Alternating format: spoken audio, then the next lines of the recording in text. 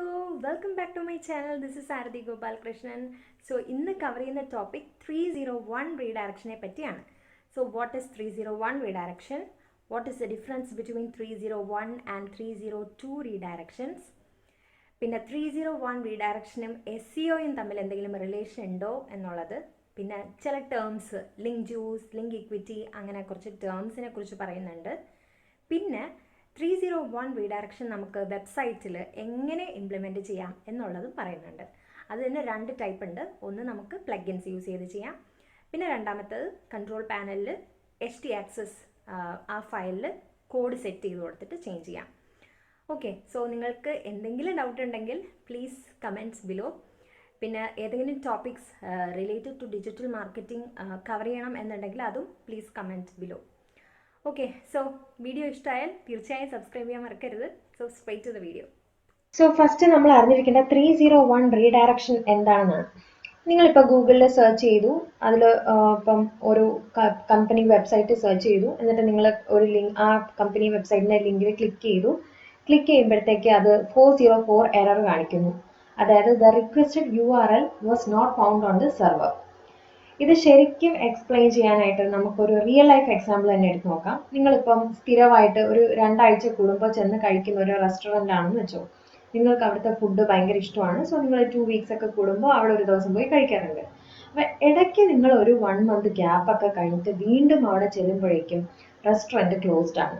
എന്നിട്ട് അതിൻ്റെ ഫ്രണ്ടിൽ അവർ ബോർഡ് വെച്ചിട്ടുണ്ട്, ഇങ്ങനെ റെസ്റ്റോറൻറ്റ് ഇവിടെ ക്ലോസ് ചെയ്തു, പുതിയ ലൊക്കേഷൻ മറ്റൊരു സ്ഥലത്താണെന്ന് വെച്ചിട്ടുണ്ട്. എന്നിട്ട് നിങ്ങൾക്ക് അവർ ലൊക്കേഷനും പറഞ്ഞു തരുവാണ്. സോ നിങ്ങൾക്ക് എന്ത് ഈസി ആയി അല്ലേ? നിങ്ങൾ നേരെ ആ ലൊക്കേഷൻ അനുസരിച്ച് അവിടെ പോയി പുതിയ ലൊക്കേഷനിൽ നിന്ന്, അതായത് പഴയ റെസ്റ്റോറൻറ്റ് തന്നെ പക്ഷെ പുതിയ ലൊക്കേഷൻ, അവിടെ നിങ്ങൾക്ക് ഇഷ്ടപ്പെട്ട ഫുഡ് വാങ്ങിച്ച് കഴിക്കുന്നു. അപ്പോൾ നിങ്ങളും ഹാപ്പി, അവരും ഹാപ്പി. സെയിം തിങ് ആണ് 301 റീഡയറക്ഷൻ ചെയ്യുന്നത്. ഇപ്പോൾ നമുക്കൊരു വെബ്സൈറ്റ് ഉണ്ട്, നമുക്കിപ്പോൾ എന്തെങ്കിലും ഒരു റീബ്രാൻഡിങ് പർപ്പസ് വന്നു, അതുകൊണ്ട് നമുക്ക് URL ചേഞ്ച് ചെയ്യേണ്ടി വന്നു. അങ്ങനെ നമ്മൾ പുതിയൊരു URL ചേഞ്ച് ചെയ്യുവാണ്. അപ്പം ഇതുവരെയും ആൾക്കാർ കയറിക്കൊണ്ടിരുന്ന, അതായത് ട്രാഫിക് നിങ്ങളുടെ പഴയ URL ആണ് കിടക്കുന്നത്. അപ്പോൾ ആളുകൾക്ക് ആ ഒരു URL മാത്രമേ അറിയുള്ളായിരിക്കും.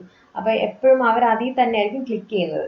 അപ്പോൾ നിങ്ങൾക്ക് ആ ട്രാഫിക് പെട്ടെന്ന് നഷ്ടപ്പെടുവാണ് 301 റീഡയറക്ഷൻ കൊടുത്തില്ല എന്നുണ്ടെങ്കിൽ.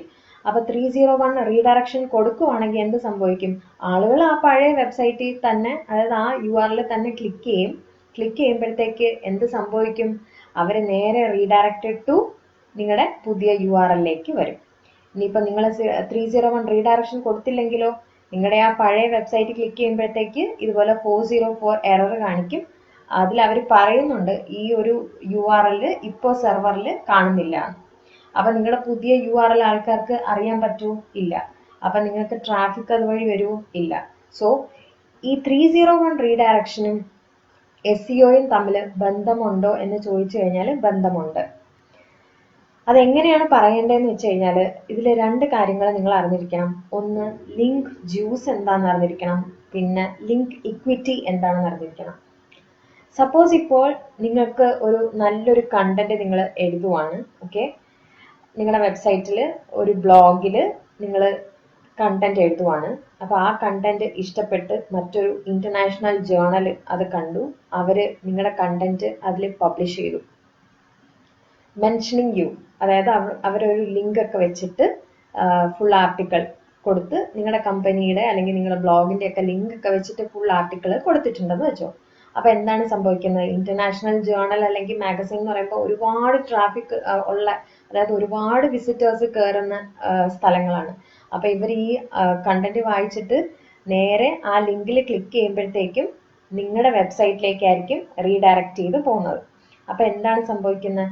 ആ ഇൻ്റർനാഷണൽ ജേർണൽ അല്ലെങ്കിൽ മാഗസീനിൽ നിന്ന് വരുന്ന ഫുൾ ട്രാഫിക്കും നിങ്ങളുടെ വെബ്സൈറ്റിലേക്കും കൂടെ വരുന്നുണ്ട്.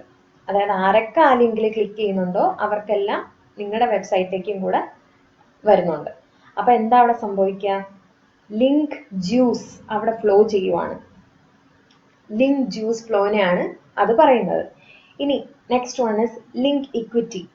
ഇതുപോലെ തന്നെ നമുക്ക് ഓൾറെഡി ഉണ്ടായിരുന്ന URL, വളരെ റെപ്യൂട്ടഡ് URL ആണെന്ന് വെച്ചോ, ഒരുപാട് ട്രാഫിക് ഉണ്ടായിരുന്ന ഒരു URL ആണ്. ഓക്കെ, അപ്പോൾ ആ ഒരു ഇൻഫർമേഷൻ സെർച്ച് ചെയ്തായിരിക്കും ആളുകൾ അതിൽ കയറുന്നത്. അപ്പോൾ അതിൽ 404 എറർ കാണിച്ചു കഴിഞ്ഞാൽ എന്തെങ്കിലും യൂസ് ഉണ്ടോ?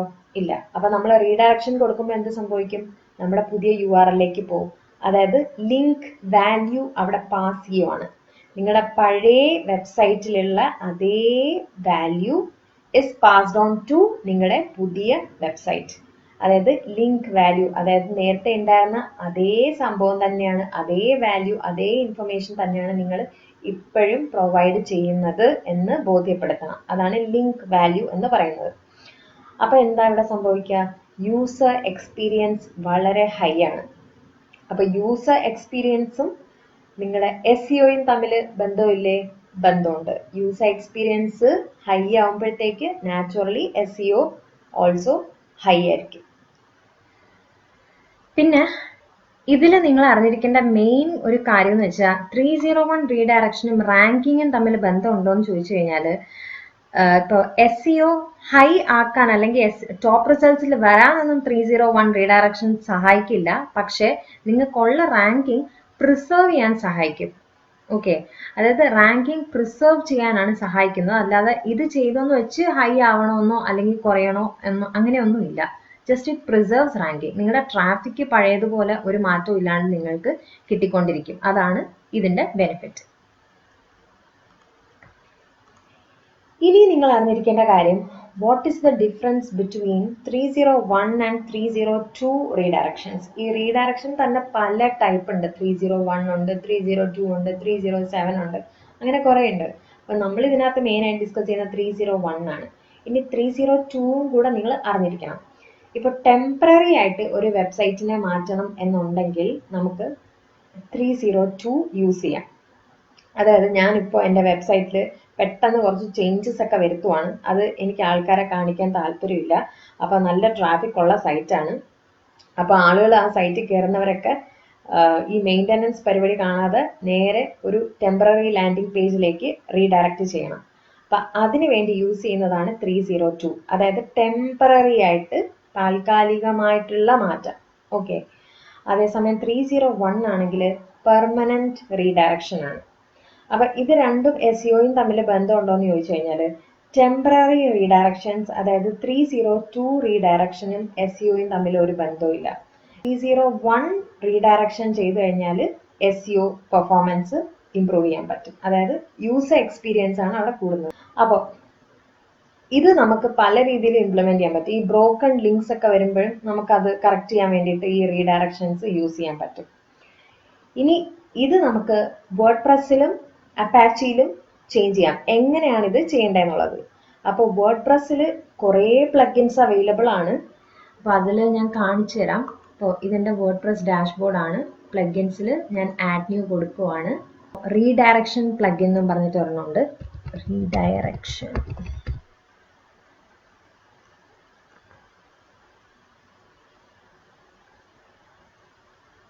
ഓക്കെ, അപ്പോൾ ഇത് ഞാൻ ഓൾറെഡി ഇപ്പോൾ ഇൻസ്റ്റാൾ ചെയ്ത് വെച്ചിരിക്കുകയാണ്. അതിന് ഞാൻ ആക്ടിവേറ്റ് ചെയ്ത് ജസ്റ്റ് നിങ്ങൾക്ക് കാണിച്ചു തരാം.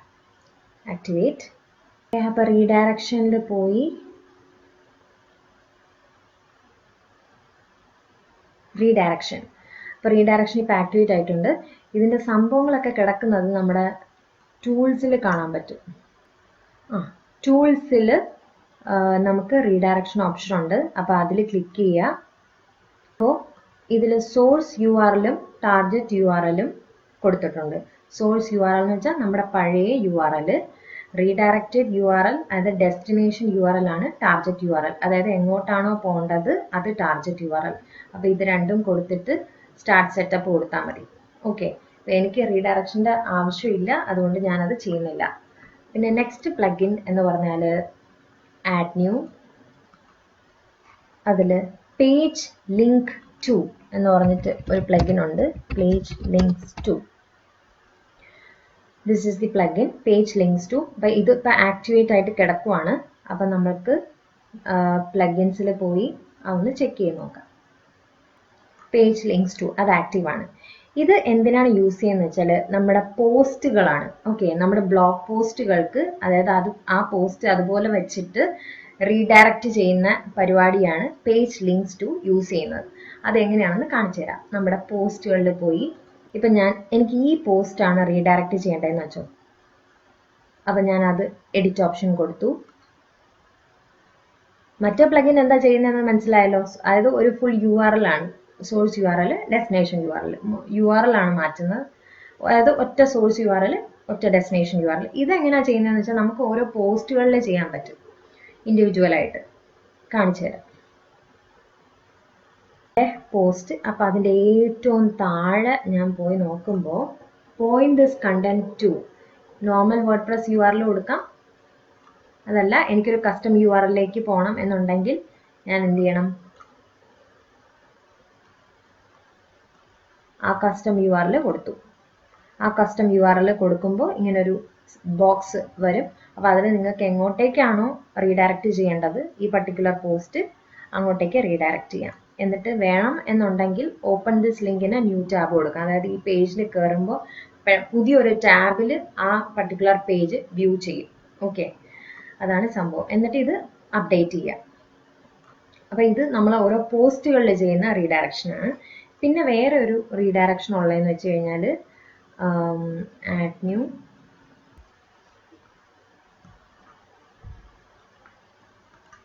Simple 301 redirect. Simple 301 redirect.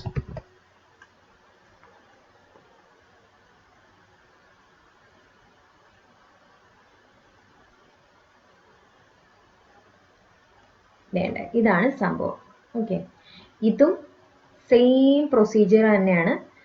Install ചെയ്യുക, ആക്ടിവേറ്റ് ചെയ്യുക, എന്നിട്ട് സോഴ്സ് URL കൊടുക്കുക, ഡെസ്റ്റിനേഷൻ URL കൊടുക്കുക. ഇത്രയുള്ള സംഭവം. അതായത് ആദ്യം കാണിച്ച അതേ പ്ലഗിൻ തന്നെയാണ് ഇത്. ഇത് മാത്രമല്ല വേറെ ഇഷ്ടം പോലെ റീഡയറക്ഷൻ പ്ലഗിൻസ് ഇപ്പോൾ വേർഡ്പ്രസ്സിൽ അവൈലബിൾ ആണ്.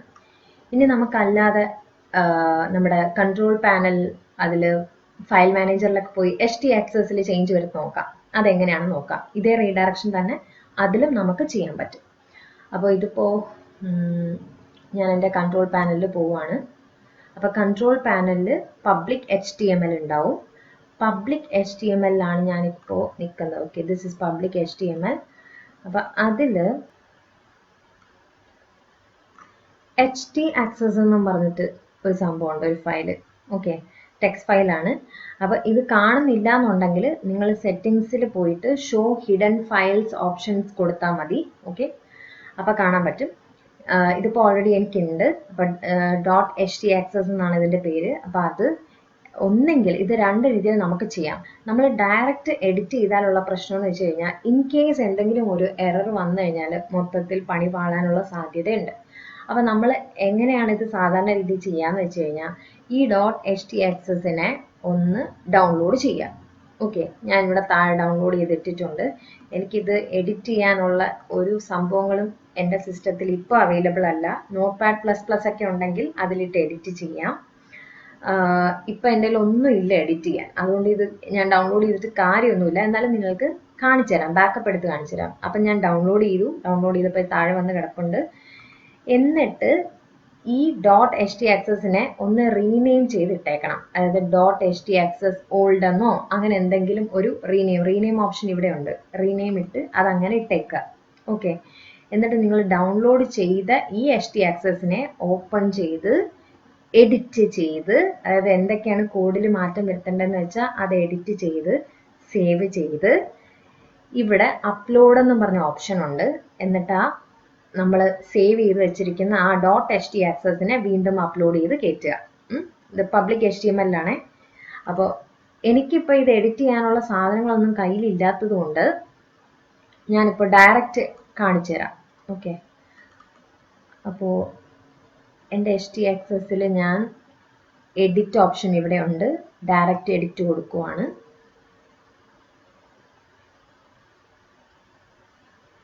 അപ്പോൾ അവർ തന്നെ പറയുന്നുണ്ട് backup the original file before converting character set. അപ്പോൾ എങ്ങനെയാണ് ഇത് ബാക്കപ്പ് ചെയ്യേണ്ടതെന്ന് മനസ്സിലായല്ലോ.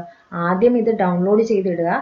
എന്നിട്ട് ഈ .htaccess, അതായത് നിലവിലുള്ള .htaccess ഫയലിനെ റീനെയിം ചെയ്ത് നമുക്ക് മനസ്സിലാവുന്ന .htaccess old എന്നോ എന്തെങ്കിലും കൊടുത്ത് അവിടെ ഇട്ടേക്കുക. എന്നിട്ട് നമ്മൾ ഡൗൺലോഡ് ചെയ്ത ഫയൽ ഓപ്പൺ ചെയ്ത് അതിനകത്ത് അറ്റകുറ്റപ്പണികളൊക്കെ ചെയ്ത് അത് സേവ് ചെയ്ത് വെച്ചിട്ട് വീണ്ടും ഇതിനകത്തേക്ക് ആ ഫയൽ, അതായത് .htaccess എന്ന പേര് കൊടുത്ത നമ്മളിപ്പോൾ ചെയ്ത് വെച്ചിരിക്കുന്ന ഫയൽ അപ്ലോഡ് ചെയ്ത് കൊടുക്കുക. അങ്ങനെയാണ് നമ്മൾ ചെയ്യുക. അപ്പോൾ എന്തെങ്കിലും ഒരു പ്രശ്നം വന്നു കഴിഞ്ഞാൽ ഇതങ്ങ് ഡിലീറ്റ് ചെയ്തിട്ട് നമ്മുടെ പഴയ .htxs ഓൾഡിനെ പേര് മാറ്റി .htxs എന്ന് ആക്കിയാൽ മതി. ഓക്കെ, അപ്പോൾ ഞാനിപ്പോൾ ധൈര്യമായി എഡിറ്റ് കൊടുക്കുവാണ്. കാരണം ഞാനിപ്പോൾ എഡിറ്റ് ചെയ്യാൻ ഉദ്ദേശിക്കുന്നില്ല, ഞാൻ ജസ്റ്റ് കാണിച്ചു തരാൻ വേണ്ടിയിട്ടാണ്. ഓക്കെ, അപ്പോൾ സംഭവം ഇതാണ് നമ്മുടെ .htxsന്റെ കോഡ്. അപ്പോൾ ഞാൻ അതിൻ്റെ ഏറ്റവും താഴെ ഞാൻ പുതിയ കോഡ് എടുക്കുവാണ്. റീഡയറക്ഷന് റീറൈറ്റ് എൻജിൻ ഓൺ. ഓക്കെ, എന്നിട്ട് redirect 301/a very old post. എന്നിട്ട് നിങ്ങളുടെ പഴയ വെബ്സൈറ്റിൻ്റെ ഇത് പേര്, എന്നിട്ട് /a very new post, എന്നിട്ട് നിങ്ങളുടെ പുതിയ വെബ്സൈറ്റിൻ്റെ പേര്. അപ്പോൾ ഇത്രയേ ഉള്ളൂ സംഭവം. കോഡ് എന്താണെന്ന് വെച്ചാൽ rewrite engine on redirect 301/a very old post, എന്നിട്ട് നിങ്ങളുടെ URL, അതായത് പഴയ URL /a very new post, എന്നിട്ട് നിങ്ങളുടെ പുതിയ, അതായത് ഡെസ്റ്റിനേഷൻ URL, അതായത് ന്യൂ പോസ്റ്റ്, എന്നിട്ട് സേവ് ചേഞ്ചസ്. പക്ഷെ നോർമലി ഞാനിത് റെക്കമെൻഡ് ചെയ്യില്ല. എന്തെങ്കിലും ഒരു ഇഷ്യൂ വന്നു കഴിഞ്ഞാൽ പണി കിട്ടും. സോ ബെറ്റർ ബാക്കപ്പ് എടുത്ത് ചെയ്യുന്നതാണ് നല്ലത്. ഇനി ഇതിനകത്ത് തന്നെ ഇത് നമ്മുടെ പോസ്റ്റിൻ്റെ ആണ്, ഓൾഡ് പോസ്റ്റ്, ന്യൂ പോസ്റ്റ്, അതിൻ്റെ റീഡയറക്ഷൻ ആണ്. ഇതിൽ തന്നെ ഇഷ്ടംപോലെ URLs ഉണ്ട്. അതായത് 301 റൂൾസ് അത് ഇതിനകത്തുണ്ട്. ഇപ്പോൾ ഫുൾ റീഡയറക്റ്റ് ചെയ്യണമെന്നുണ്ടെങ്കിൽ റീഡയറക്റ്റ് 301/ ഒരു നമ്മുടെ ഡെസ്റ്റിനേഷൻ URL, ഈ ഒരു കോഡ് കോപ്പി ചെയ്ത് ഇവിടെ കൊണ്ടുവന്ന് പേസ്റ്റ് ചെയ്താൽ മതി. ഓക്കെ, ഇവിടെ അങ്ങ് പേസ്റ്റ് ചെയ്താൽ മതി. ഇനിയിപ്പോൾ നിങ്ങൾക്ക് ഏതെങ്കിലും ഒരു പർട്ടിക്കുലർ ലോക്കൽ സൈറ്റ് ഫയൽ മാത്രം റീഡയറക്റ്റ് ചെയ്യണമെന്നുണ്ടെങ്കിൽ redirect path to old file, എന്നിട്ട് നിങ്ങളുടെ പഴയ ആ ഒരു path .html കൊടുക്കുക, പിന്നെ ലാസ്റ്റ് new .html കൊടുക്കുക. ഓക്കെ, അപ്പോൾ ഇങ്ങനെ പല പല റൂൾസ് ഉണ്ട്. ഏതാണ് നിങ്ങൾക്ക് റീഡയറക്റ്റ് ചെയ്യേണ്ടതെന്നുണ്ടെങ്കിൽ അതിനനുസരിച്ചിട്ടുള്ള കോഡ് സെലക്ട് ചെയ്തിട്ട് നിങ്ങളുടെ .htxsൽ ഇവിടെ അങ്ങ് പേസ്റ്റ് ചെയ്യുക. ഓക്കെ, അപ്പോൾ ഇതാണ് സംഭവം. അപ്പോൾ ഞാനിത് ക്ലോസ് ചെയ്യുവാണ്, കാരണം ഞാൻ ഇതിൽ സേവ് ചേഞ്ചസ് ഒക്കെ കൊടുത്തു കഴിഞ്ഞാൽ ചിലപ്പോൾ പണി പാളും. ക്ലോസ്. അപ്പോൾ ഇത്രയേ ഉള്ളൂ 301 റീഡയറക്ഷൻ. അപ്പോൾ ഈ വീഡിയോ നിങ്ങൾക്ക് എന്തെങ്കിലും ഒരു ഇൻഫർമേഷൻ തന്നു എന്ന് ഞാൻ വിശ്വസിക്കുന്നു. 301 റീഡയറക്ഷൻ എന്താണെന്ന് നിങ്ങൾ പഠിച്ചു, പിന്നെ അതും SEOയും തമ്മിലുള്ള ബന്ധം എന്താണെന്ന് നിങ്ങൾ പഠിച്ചു. അതായത് റാങ്കിങ് പ്രിസർവ് ചെയ്യാൻ വേണ്ടിയിട്ടാണ് കേട്ടോ, റാങ്കിങ് പ്രിസർവ് ചെയ്യാനായിട്ട്. അതായത് ഇതുവരെ നിങ്ങളുടെ പഴയ വെബ്സൈറ്റിൽ ഉണ്ടായിരുന്ന ട്രാഫിക് നിങ്ങളുടെ പുതിയ വെബ്സൈറ്റിലേക്കും വരും, അതാണ് സംഭവം. പിന്നെ ലിങ്ക് ഇക്വിറ്റി, ലിങ്ക് ജ്യൂസ്, പിന്നെ എങ്ങനെയാണ് വേർഡ്പ്രസ്സിൽ 301 റീഡയറക്ഷൻ ചെയ്യേണ്ടത്, അതുപോലെ അപ്പാച്ചിയിൽ, അതായത് .htxs. അപ്പോൾ ഇത്രയും കാര്യങ്ങൾ നിങ്ങൾ മനസ്സിലാക്കി എന്ന് ഞാൻ വിശ്വസിക്കുന്നു. അപ്പോൾ നെക്സ്റ്റ് വീക്ക് പുതിയൊരു വീഡിയോ ആയിട്ട് വീണ്ടും വരുന്നതായിരിക്കും. അപ്പോൾ അതുവരെ ടേക്ക് കെയർ, ബൈ ബൈ.